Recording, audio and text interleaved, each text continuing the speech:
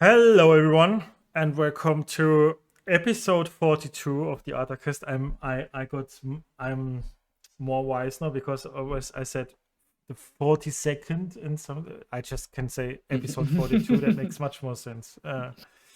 Um, yeah, this week we wanna talk about the meta, the early meta of the Fabled of the post rotation meta game. And we decided we make a short tier list. We did something like that in the past. Please, if you watch this, don't take it too serious. We are very, very early, and maybe some things that we put on the tier list now are not, are not like in a week it's completely different or something could still be. So that's just our first impressions, and we talk about all the colors, and then I think you have hopefully a good first view of the meta game. LD, did you test a lot? And if how is your feeling of the early meta game? Yes, I have tested a lot, a ton actually, much to the detriment of my work this week.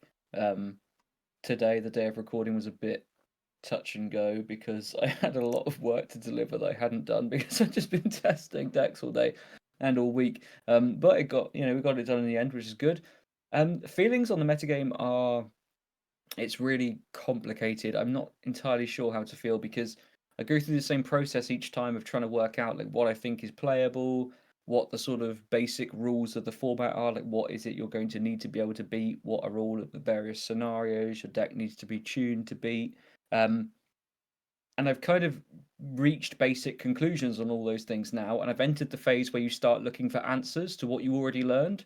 And so it's like, I determined that these decks are good. Now I think, how do I beat those decks? And that's where I'm stuck right now. I can't figure out good ways of beating what I think is good. I should learn to relax and just play what I think is good, but I can't stop trying to find answers to stuff. And that's the loop I'm stuck in. But I think overall, like as the kind of tier list will show as the episode unfolds, I think at the very least there's quite a few playable decks. With a couple of outstanding things that really seem to shine above the rest. I don't know how you feel. Yeah, the game feels a bit weird, of course, Mm, because post rotation meta game all games feel a bit like a sealed game, mm-hmm, like this low resource, a lot of top deck mode, which I don't like, and honestly, mm-hmm. um, and I don't want to be dooming or something, but it feels like most decks. You could say that we have versatility, but most decks are really similar in forms of the game plan. So it Yep, doesn't feel totally. that diverse that I would like it to be. Mm-hmm. You really experience the missing board wipes. You really experience that, Yes. because that leaves nearly no room for controlish type decks, or at least heavy control type decks.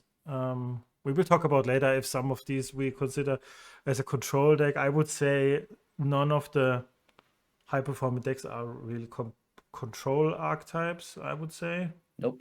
Um, and as much as we need an aggro deck in a meta game, I would also say we need a control deck probably in a meta game to be Mm-hmm. healthy. Yeah. So that's a bit concerning. But yeah, there's still much to learn and do. So yeah, I don't want to be dooming. It feels not the greatest right now, to be completely honest. But yeah, Yeah, I think one of the ways I summarized it, and I can't remember who I was talking to, if it was you or someone else, in one of the conversations. It's not that I feel frustrated with a lot of games, but more the feeling is unsatisfied. There are a lot of games that end based on like who drew the most docks, whose dock drew them into their next dock, that sort of thing. Um, and not drawing one would have entirely changed it. And the same is true for now that the density of card draw effects, the density of strong removal is so much lower, you kind of have this scenario of like, in a steel mirror, for example, well, I drew a strength in my opening hand, and then I drew a dock at the right time, I almost certainly win. If you were missing either of those parts, you are way behind. So yeah, with less redundancy in card draw effects, there's less. You're seeing far more cards on average per game, and it just makes the like gap created by quality of draws that much higher, which means they end in quite unsatisfying ways. It's not true for every deck, but certainly in those steel mirrors, which you are going to play a lot of, because steel is certainly one of the highest performing colors, if not the strongest individual ink color right now. Yeah, that's so yeah, a lot of unsatisfying ends to games, but yeah, still so much to learn, I think, because it's just feeling so different. I had a game earlier today against Amber Steel where they just turned nothing sideways, and I had like one strength to remove something. They played their first Tiana.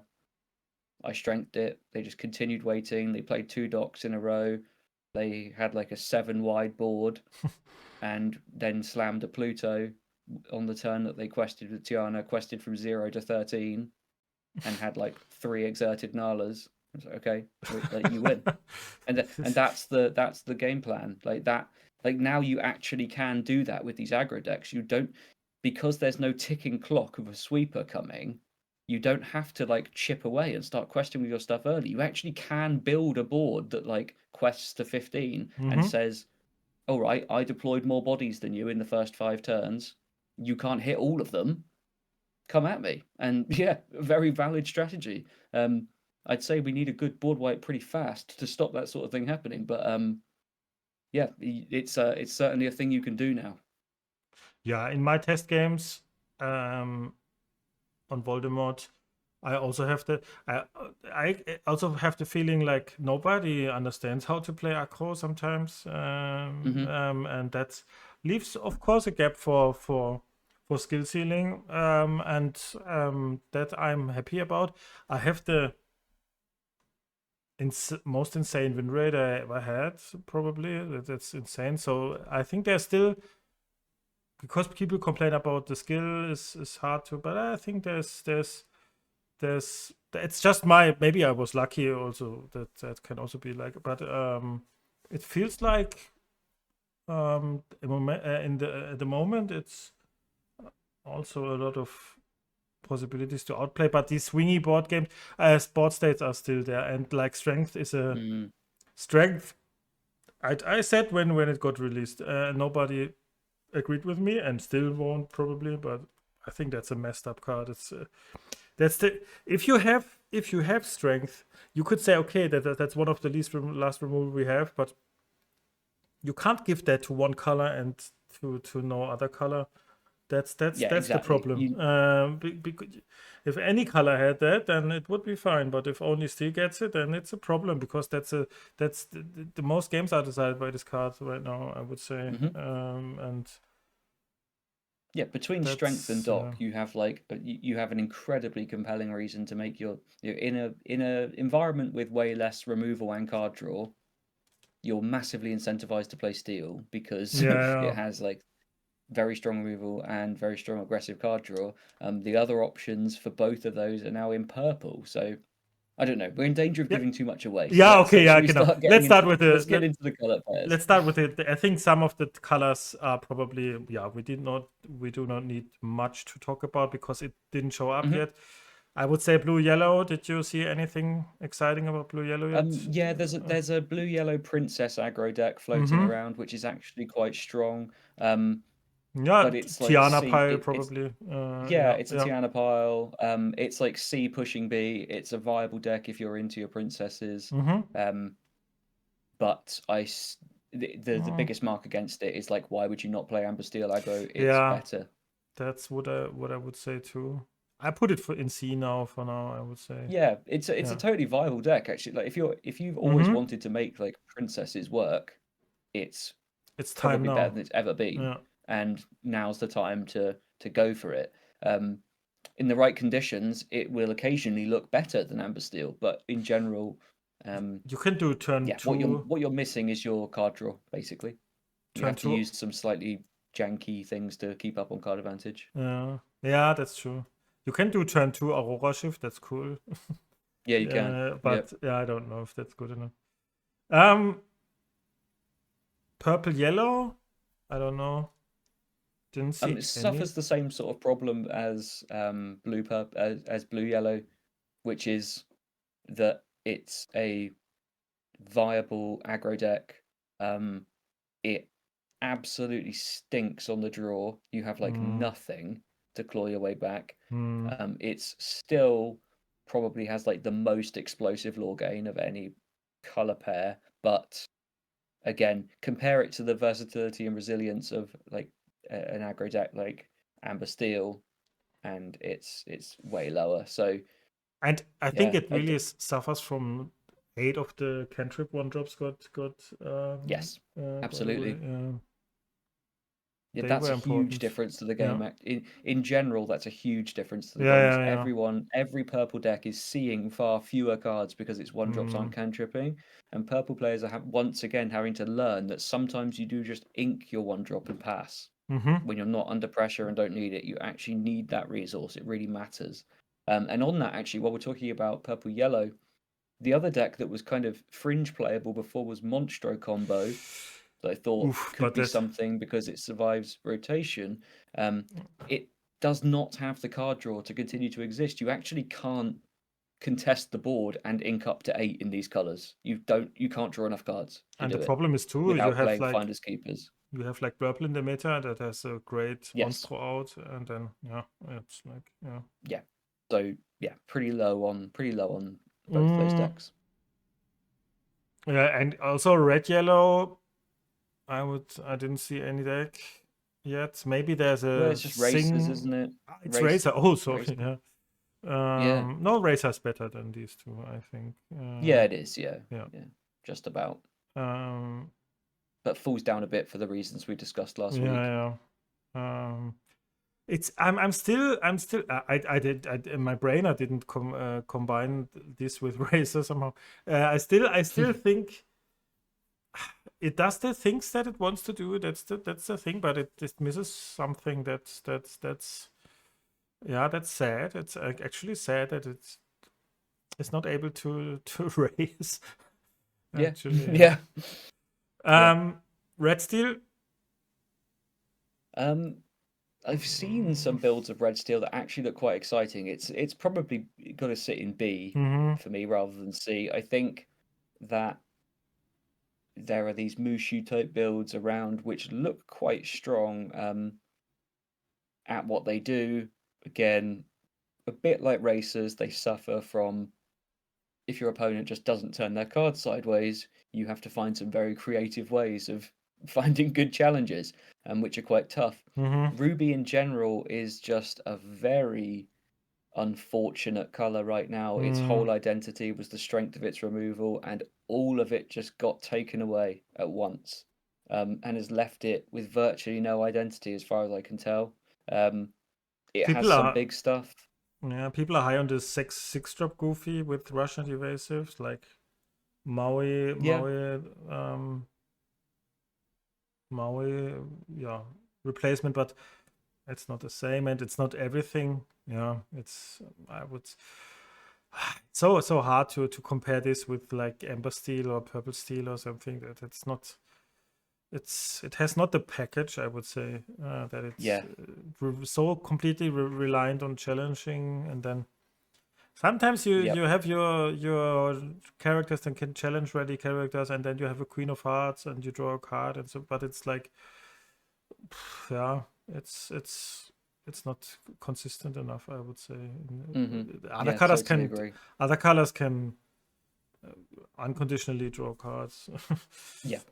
Yeah, it's a major difference for all of those decks that you see up there right now. They are pretty well, aside from purple yellow, but that's got other problems. It's the consistency of card draw. Like, how are you going to get any resources if your opponent plays around your conditional things for getting them? It's a pretty big question that they don't have a very solid answer for. That's a major markdown for them. And I would say all remaining. Let's say what would you say next? I would probably green red. I don't know that there is this power line deck. I think I don't see it right now, but maybe it needs a bit more cooking. It's certainly better than them. Yeah. And I'm not impressed. Nah, I mean, there was a lot of theorizing about what the power line decks might be able to do, and they've been like pretty serious. I'd be happy putting it in B tier. It needs some more cooking before I'm impressed. Like I really haven't seen anyone do anything amazing with it. Because one of the big problems is when it starts doing its thing and playing all these big songs, like all the songs it plays are bad. Yeah, that's the problem. Good ones. It goes off and it does nothing. It would initially more appealing for me to pair it with Ember, because in Ember you have like this Madrigal song, which looks at the top 7 cards and draws you to. Yep. Or Circle of Life and stuff. I think, maybe.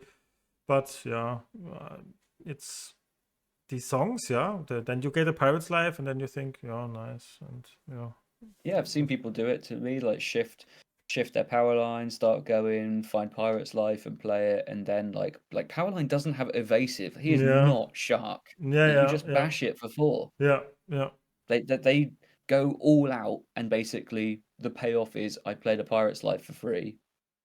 Unless like the absolute stars align, they can go like kind of crazy with readying their characters and stuff, but more often than not, it falls flat as far as I've seen. If there's an amazing build of it, I've not seen it. I've played against a few variants, and they've been roundly unimpressive.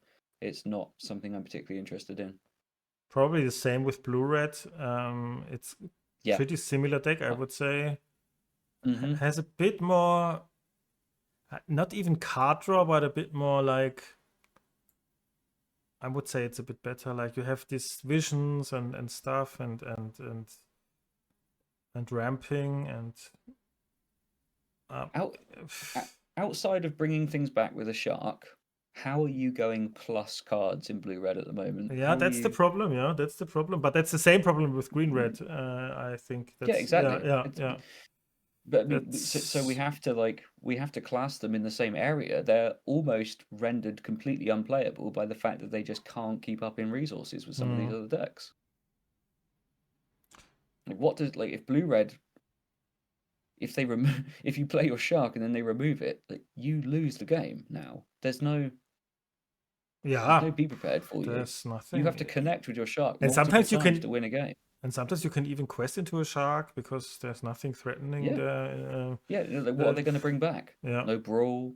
No, be prepared. Sometimes a Pirate's Life or so, but I don't know. Shark is right now more like a mid-range card, I would say, like this. Yeah. You played in red purple or something. When we speak about red purple, that's also I think I'm very, very, very low on.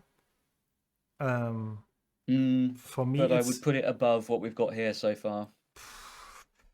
Maybe not by much. Maybe a bit, but for me, it's still beat. I would. For me, it's worse than everything that we have left. That's just my personal. I would struggle. Maybe we do it. You would do it 8 here. I don't know. It's on the line. It's B. The problem.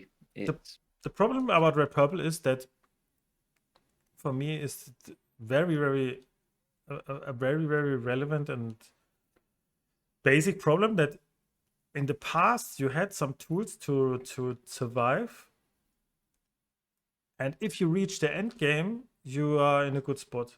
But that's not the case anymore. You reach the end game, and then what? Like it's you have maybe this Hades, but even that is so slow and get just Hades by the blue Hades and stuff. So you reach the end game in the past. Then I be prep, and then I slam my ladies and stuff, or I just draw a bunch of cards with rabbits. You don't even draw good cards with this deck anymore.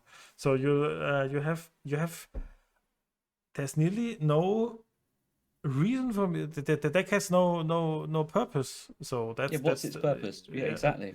It has maybe the Medusa, Queen of Hearts things, but then They quest for one. They sit there, and then your pawn goes wide, and you don't draw much cards, and then yeah, and I Yeah, really don't see the purpose. I see the purpose more.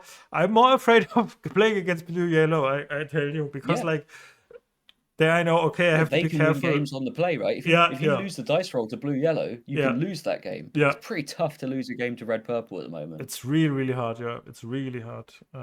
You've got to work hard to lose those games. And let's do it on BTR. I can't convince myself Yeah, to do it on and look BTR. at the story that's unfolded here. By the way, Ruby, it's Ruby, Ruby, Ruby. if Oh. you take away like Ruby lost the entire viable half of its identity, as far as I'm concerned. Like it was the color for um efficient I'll call it efficient removal that you largely have to pay for. Steel was the color for hyper efficient removal that's free. Ruby played very good removal that you have to pay for.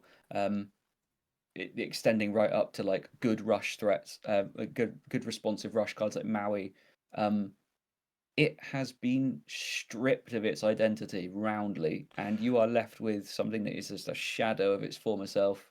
It was also the color that enabled like control archetypes, Yep. I would say, like with these board wipes and these Mauis and stuff. And I think they were one part of each control archetype, I would say. Like the card draw Yep. you got from another color, and yeah, and that was what's really the case. I Mm-hmm. think it's sad, yeah, like you say, it has so few things left. That's insane, actually. Yeah. Yeah. It's very hard to know what to. Well, I guess complaining is the wrong way to put it because it's not really complaining, but like disruption is good for a game. Like it's good to shake things up. It's exciting what we're doing now, trying to find our way through this new environment and make it all make sense. But like some things feel like they went a touch too far relative to the other things, if that makes sense. Mm-hmm. Like if you look at how much Ruby has been stripped of versus the fact that largely Amethyst and Steel kept such critical cards. Um, it really feels like Ruby was taken down a Mm. couple notches too much, and now needs some tuning back in line with the other colors. Yeah, sad, but it's true. Yeah. Mm. Next is a bit hard. I think you have to help me there because green steel I didn't test at all. Okay, I Um, played some. and blue green. These are the things I would say next. I think. Well, Yeah. we differ then. We got different view. Okay. What would you say next? Green purple. Green purple. Mm-hmm. Mm, so B or A tier? I think it's better than red purple. Uh, Yeah, it is just yeah, um, I but not think by much. I'm not I'm not that bad on green purple than you because I think there's still some things to. I try to make it work. There's still some things that we could discover. There could be some edge in like Emerald Chromicon stuff, and I think Yep. yeah, there's a bit like maybe a bit undiscovered yet. I should Yeah. say There. I discover everything with this, but I didn't, unfortunately, because it was not very appealing to me in the beginning, and I think it will not be like top tier. But if I compare to other, yeah, Yeah, I mean, my dislike for it comes from the fact that it lost all of its good on the draw tools, and what you're left with is something that basically enables you to still make a very potent, aggressive deck that has some resilience with some form of card draw, but it doesn't catch up on board at all. That's the missing piece. It just can't catch up on board. So I think there are underexplored aggressive options for it. I think there are underexplored cards, and I'm keen to do that.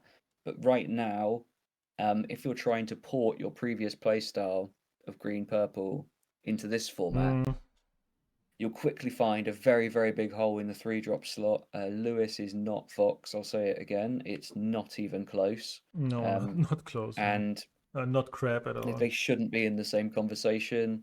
It was my mistake for putting them there initially, but yeah, I've seen the error of that now, and It has it at needs least, to adapt. yeah, There's potential for innovation there, so it's higher than some of these other options, which right now just look like all the other ones are held back by being almost strictly worse versions of other decks that we're yet to talk about.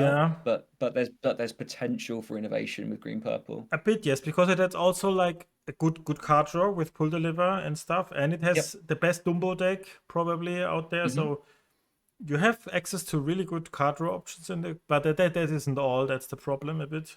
Yep. But yeah, I'm not completely. Also, Mother Knows Best is not used enough, I think, and there are some. Hmm. Because in this format, Mother Knows Best is also really, really strong, I think. And Yep.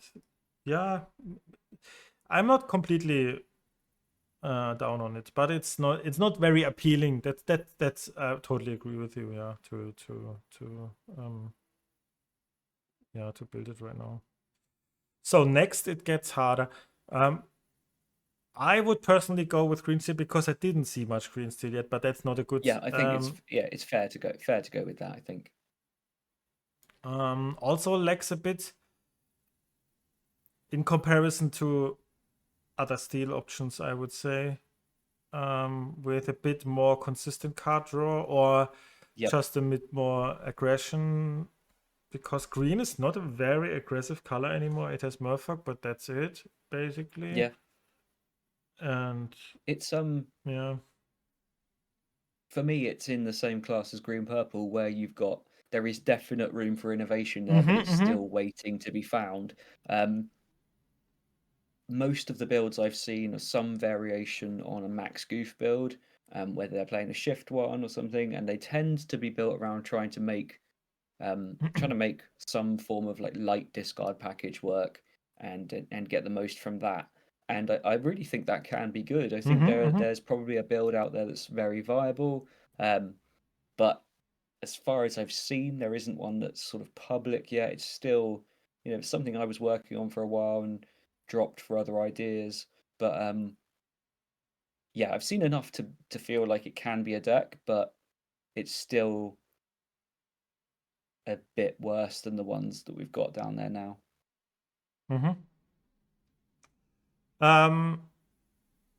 I think next one would for me be blue green because I'm very, very low on it in comparison to other people. Other people are high on it. I don't get it. I never played against it and feared anything. I think it's a very What were clunky you deck. playing at the time? It's either purple steel or amber steel, probably, or green yellow. One of these three. I don't know. I don't remember. For the next deck, you think? What was my next get? What would be my next deck? I think it's green blue for me. Or what would you? Oh, sorry, I got totally confused by what you said then. Sorry, What you said I did meant did green make blue sense. is My fault.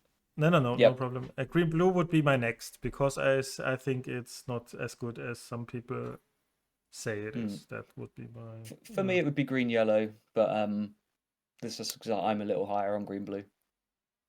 Okay, let's do them together. Oh, Yeah, let's pair them. Fine. Pair them. Green blue is a very clunky deck. I don't see it. I'm never afraid of it, and I don't know. It's like it compares a lot with Blurple, and Blurple does so much better. I think. It has some good cards and can do some explosive stuff, but feels also inconsistent.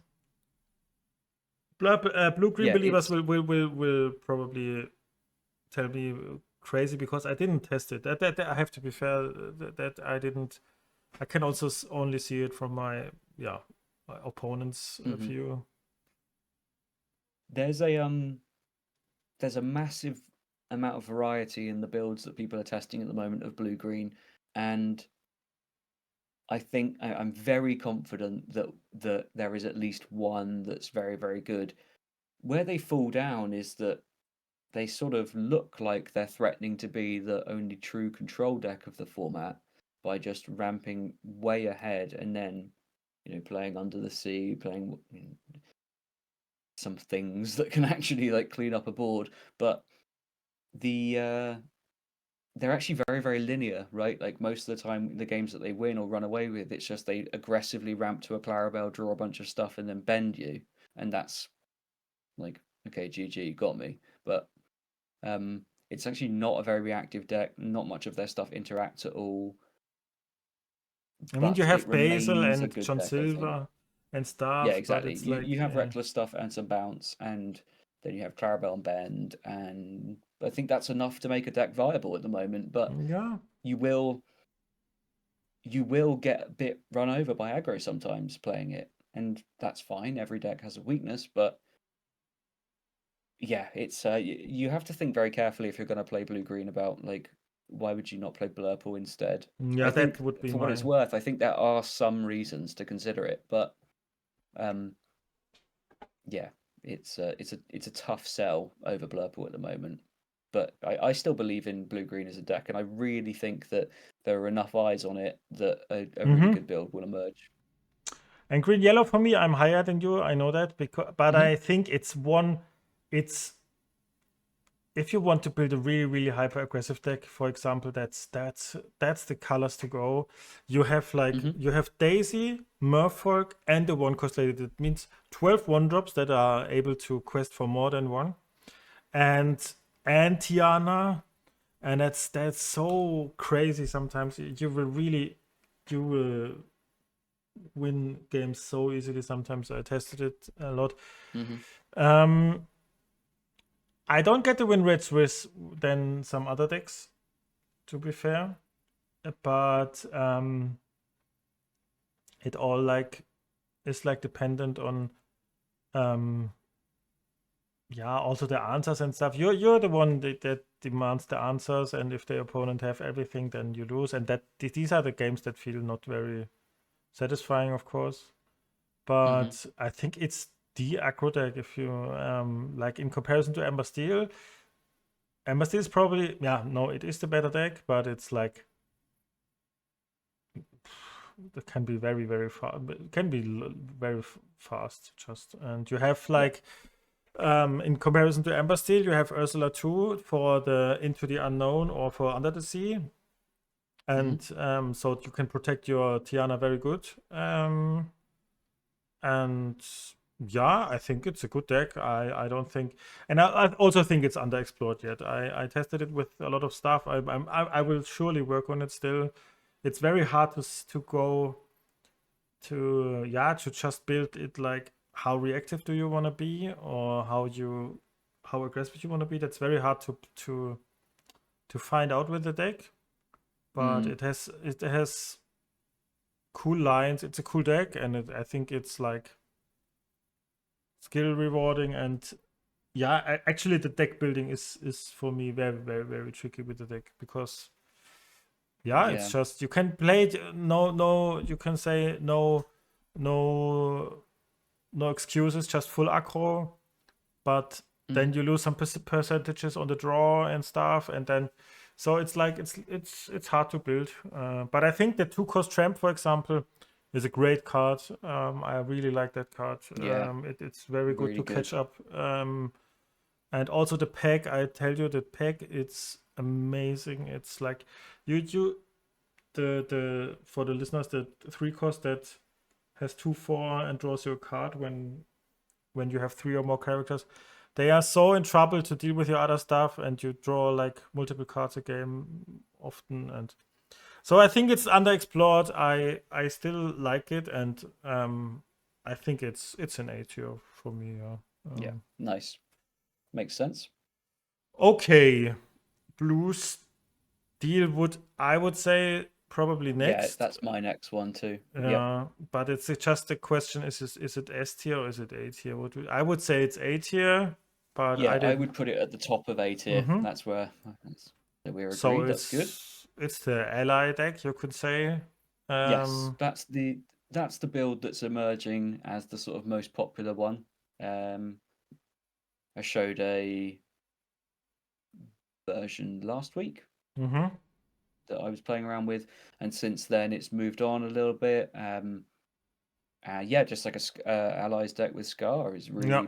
really popping off, and the main innovation in the last week has been very you know, can't really credit specific people for this because I've seen different ways of doing this coming from different directions, but Mm-hmm. like the community is settling on basically just different cards that offer you support Mm-hmm. to make some little ally like a Tipo really big the turn Mm-hmm. that you feed it to Scar, and then you can draw a really wild amount of cards. And from that point, as long as you have some amount of board control, it becomes quite difficult to lose because you have what feels like infinite resources. So yeah, it's a it's got a lot of dimensions that are really good. You've got the Jasmine shift line that on the play can run away with games. The ability to pleekly your shifted Jasmine Mm-hmm. on turn 3 to double ramp is also very good. It might feel a bit counterintuitive, but often just seals the game because you just a turn after just slam a Tink, then slam Mm-hmm. Vincenzo's, and what are they going to do when they're playing 3 and 4 drops and you're just like Vincenzoing them? You're in a great spot. Um, yeah, I love the deck. Think it's very versatile. I think there's a number of ways to build it. Yeah, I'm high on it. What do you think? Um, yeah, I didn't play against it too much, to be honest, and I didn't play it myself, so I can't say too much about it. But what I Mhm. saw is, yeah, it's a powerful deck, of course. I could imagine it struggles a bit against Blurple, I would say, but maybe I'm wrong. I don't Mhm. know.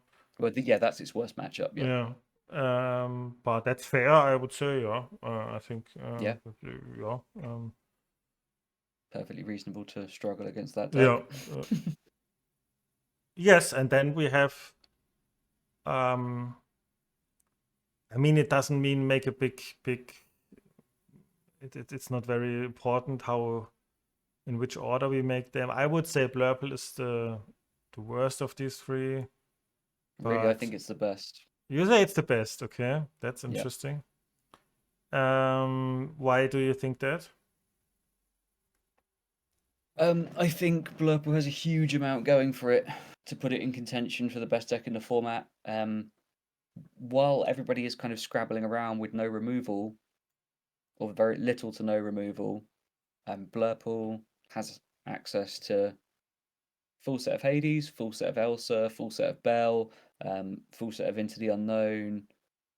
Um, you have like the best card draw and best removal in the format, and you have a deck that like loosely resembles something close to how Red Purple used to play. That's how I liken it these days. You have all of your evasive answers in the form of your own incredibly good evasive cards. You play ahead of the curve ramping on the play. You can just run away with the game by just playing solitaire and deploying bigger threats than your opponent can. Your weakness is that you can get run over by aggro, but even then, with like Rafiki's and like the Octopus Guard, you have decent draws to beat them too. I think it's incredibly versatile. While all other decks essentially lost their versatility and ability to kind of adapt and respond to most things, um, and gave way to like a much more linear game plan with far more polarized cards that are good in matchups and bad in others. I think Blurple retained a massive density of cards that are good in any matchup, and you're left with something that's exceptionally flexible and linearly powerful. I don't know what's to dislike about it. I just think it's the Hmm. worst part about it is that because Blurple like started its life as a bit of a joke and a meme deck, No, you're gonna I have I so think many. we got over that. I think. No, the Blurple players aren't over it. I promise you. They're like they're as soon as they crush you with their obviously tier 1 deck, they are very ready to be like, oh, but it's just Blurple. You can't complain about old Blurple. It's not even good. It's like it's so obviously the best deck to me. But then I've been playing a ton of stuff with bad Blurple matchups, so of course I'm saltier about it than these other two decks in S tier. But I think objectively it's extremely powerful. It's my pick for top deck for sure. My pick, it's so weird to say, but my pick would probably be. It's very close between Ember Steel and Purple Steel, but I think I would probably now go for Purple Steel because I think that's the most versatile deck. I think I have. That's fair. So on paper, you can say Blurple has the best card draw, but I think I never lost a game where my opponent played the Finders Keepers. I don't know. I feel like if they play Finders Keepers, I win the game because I then go wide. And I don't know. Yep. It's not always the case, of course, but it's like I don't mind Finders Keepers at all. And outside of Finders Keepers, yeah, I mean they have still Elsa and Anna and stuff, but Blurple is a stronger. I don't want to talk Blurple down, but I think the weakness against aggro and that I don't mind to play against it with a Purple Steel makes it not the best deck of the format for me, but it's fair. It's a very good deck. I don't wanna say, but if I just think right now, what I think is by far is the most easy deck for me to play. It's incredible for me. It's like Purple Steel, Ember Steel. You have so many games where you need to be a really good player to sneak out the win. But Blurple is just a pile. The first decision you have is on turn 7 or something. I think it's like you play a 1-drop, then you play Ramp, then you play Genie or Yago, or I don't know. It's so you have ink decisions, of course, and I'm always exaggerating, I know, but it feels like the first decision comes like so late in the game, and then even then you have like 2 cards in your hand probably, and you ink the one and play the other. So and that's I think it's a very, very strong deck and a very, very really hard. It's really hard to mess up. Yeah. Like 1-drop, Ramp, Genie, Elsa, Belle, Hades. Yeah, it's like you could explain it. You can explain linear it. Run out, 6 cards. It's you can explain it to someone. Say, yeah, you have to look for a turn 2 ramp, and they. I don't want to say they beat a better player. But I think like they will get somewhere. You know, like they will. Yeah, exactly. Yeah, somewhere they will get. But if you miss a Tiana quest, if you make that wrong, it's you lose the game instantly. Like Yeah, and I think that's totally fair to say, like, because it's not like we're suggesting that like some decks are just super easy to play, because all of them have incredibly high skill ceilings and people can push them to their limits. But some of these things do things that are linearly powerful without being fragile. So like aggro is a linearly powerful deck. It puts a lot of potential lore into play very quickly, but there are lines that completely shut it down. The fragility. Blurple has these lines that are linearly powerful. You just do the same thing, and they're also incredibly resilient. They don't really get crushed by a lot of stuff apart from the very best aggro openings. So you end up with this situation where it's got as long as you have a basic level of competence, you can see very, very strong results very quickly. It's like quick to learn, hard to master type thing, which basically means that now that all of your red blue one tricks, all of your red purple one tricks, they're looking for a deck. I imagine they'll default to Blurple because it's the closest thing to their playstyle. Regardless of their level of practice with the deck, for a nominal fee, they can basically buy expertise from JDRR and become incredibly proficient Blurple players once you've got the mulligan information and once somebody else has done a lot of the work for optimizing the list. That's the other gap, is that it can be built badly. you can certainly build Blurple incorrectly and turn it into a Yeah, deck that has bad matchups that could otherwise be good. So and as you the could, lists get refined, yeah, you will be able to just leverage the insight of others to see very, very good results. yeah, and for Amber Steel, it's a bit of a question mark for me because I saw like some data, and all three I think have a really good win rate. Yep. But Amber Steel, there's a big question mark for me because I think so many people play this deck wrong. It's actually insane for Mm-hmm. me how people messing up the deck.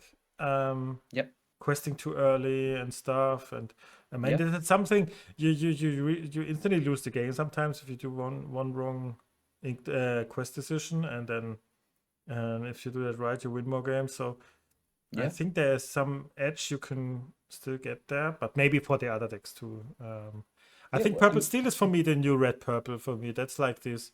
You have okay. 50-50 Yeah, that's against fair enough. everything. You have like the best cards in average, like this, like a pile of 60 good cards, and yeah, like this Mm-hmm. this this is the deck for me right now. And Yeah. Well, certainly between these three decks are your current like trinity of the game. mhm, Blurple gets beaten by the best Amber Steel draws. Amber Steel gets beaten by the best Purple Steel draws, and Purple Steel gets beaten by the best Blurple draws. There's a cyclical thing there going mhm, on. All three of these decks are very viable, and their viability is almost guaranteed by the fact that they offer at least one good matchup into one of the other three. So, it'd be very tough to see that getting significantly shaken up. It's more of a case of what comes and joins them from this point. yeah, Um, they won't but leave yeah, I think probably. no, you're completely spot on there. Purple Steel does have a very, very high density of just good card quality. It's really hard to argue with like genies and strengths and Genie and Doc in one Calhoun's. deck still is just amazing, I would say. Yep, Like Genie and Doc in one deck, together. yeah. Yeah, while everybody else lost their sort of draw effects, Purple Steel maintains a very high density of cantrips, Yeah, which and is this good. Diablo Yeah, and Cusco are also cards that I think are a little bit underused. I think they will yep. get inked too often. I think they are really, really great cards right now. I see Diablo often like a. I try to explain someone what Diablo is for me because I'm.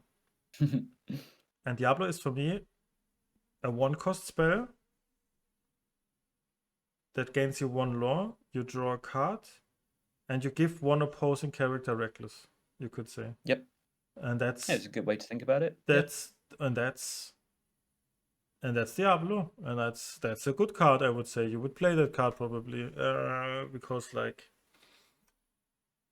and I think that's a bit underused. That even if it gets just eaten, you get ahead in the race. I think yeah, they are.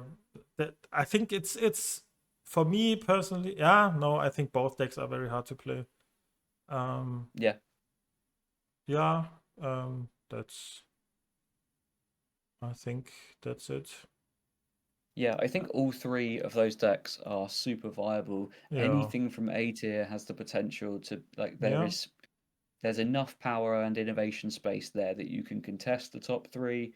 The other decks, be careful. My initial impressions are really low, only in comparison to the other decks. So, you can still play a game of Lorcana with them, but And certainly I see other decks do the same thing better. in the past, it was very rare that this got shaken up. Very very rare. I think Hmm. our first. No, nah. Sometimes it was. I wouldn't say. Um, maybe there will be some really shake up, but I would feel like a bit confident to say that these three will stick there, and maybe we get one or two Yeah, joining them. I think the three form such a strong rock, paper, scissors trinity that Hmm. that's hard to disrupt, right? Because, yeah, like I say, it becomes self-regulating. If any one of them starts to look amazing, you'll just see an uptick in the one of them that. So if Blurple, like when the JDRR Blurple list goes public, whenever he posts his, there'll be a surge of interest in Blurple again. Then that's when you start playing your Amber Steel. and Mm-hmm. then when that happens, you start playing a purple steel, Mm-hmm. and then you go back to purple, and you can begin this cycle anew. So with any one of those three decks, it's mostly like pick the right one for the weekend. Be ready to play all of them, I guess, because they're all very, very good, and you should have a deep understanding of what all of them do and how they navigate to winning. But I Yeah. think, yeah, I think one of the things you pointed out is so smart, which is that one of the main things we've not seen really happen en masse yet is the adaptation of aggro playstyles, which is I don't think a lot of people or a lot of aggro players have quite grasped how differently they should be playing yet in a format with no sweepers and Mm-hmm. such limited spot removal. Mm-hmm. Mm-hmm. Exactly. It's actually Exactly. like it's so often right to not quest. Mm-hmm. It's all about building wide boards, and you can do so largely without fear unless your opponent is blue green and threatening to under the sea you. Um, you work off of having a high number of threats in play, and your cards enable you to have a higher number than your opponent. You play Lady, so you deploy 2 on turn 3. You set up big quests on turn 5. Preserve your threats. Present a board that the opponent can't respond to, like where they can only take out 2 things, and that's enough for you to then play a dock behind and just start, yeah, again, deploying more things they still can't keep up with. So people are naturally going to still be stuck in the playstyles of the past where they play a Daisy on turn 1 and immediately quest with it on turn 2. It might not be correct anymore. There is way more room to adapt that style of play. When I've played against players that truly get it, it is a night and day experience. Like Mm-hmm. you truly see the power of Amber Steel when you play with a player that has grasped the way that they can now afford to use their resources Mm-hmm. Mm-hmm. in the current environment of the game, because it's very different. Completely agree. Yeah. Yeah. Because like sometimes it's even when you're racing, that's why I'm high on cards like Nala or something. Because like even Hmm. on the draw, you can sometimes just race now, and in the Yep. past you couldn't. And if you have just more law pips on the board than your opponent, you're just faster in racing than them. So Yep. like, it's yeah, it's a complete. Oh, sorry. It's a complete yeah, new world we live in, and I think many people still need to um adapt. Yeah, Yeah, well, I mean, it's not something that you can do really quickly unless you of course. Yeah. unless you Mm. devote a huge amount of time to it. It is all the lessons we've learned have been in the context of these game shaping cards like Whole New World, Be Prepared, Mm-hmm. Brawl, Storm. They all have dictated how we can play the game, and the long lesson to learn is essentially like what you can get away with in a world where those cards don't exist, because it's a lot more. Yeah, it's so um funny when you think about it, how broken these yeah, cards were. Like when you yeah, think, how can you ever lose against whole new when you play whole new world, and you could lose because there were other really broken things happening. yeah, exactly. The power was checked for the most part, and things would occasionally they'd occasionally fall into feeling too good, and then they'd get reined back in again by the fact that you had the tools were all there to naturally police any one of these things that got too good. um but yeah, people were doing crazy stuff that, Yeah, I mean, I would argue that some of that is fine. Like, you should still be able to sweep the board. yeah. People should have to think about that, but yeah. Also, with this low resource game that we have now, sometimes it's a bit dangerous. I think that we don't,